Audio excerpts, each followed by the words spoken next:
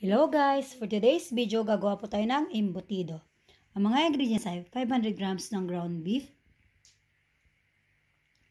garlic cut into cubes, sibuyas cut into cubes, 1/2 teaspoon ng asin, 1/2 teaspoon ng pamintang durog, 3 eggs, breadcrumbs, cheese, hot dogs, carrots, at bell pepper. Madali lang to guys. I-mix lang natin lahat ng ingredients. Lagyan din natin ng raisins guys. Eto guys, na-mix well na natin lahat ng ingredients. Balutin na natin sa ating aluminum foil.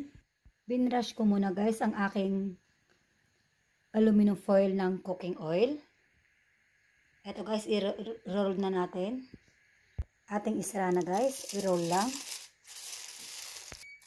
I-roll ko lang siya dito guys sa dulo para magsara. Ganon din sa kabila. Eto guys, ready na para sa steam. At eto guys, nabalot na natin. Ngayon guys, steam na natin siya for 1 hour. Eto guys, after natin ma-steam ng 1 hour, i-fry naman natin sa butter. Eto na guys, ang aking embutido. Try nyo na guys, madali lang, diba? Thanks for watching. God bless. Bye!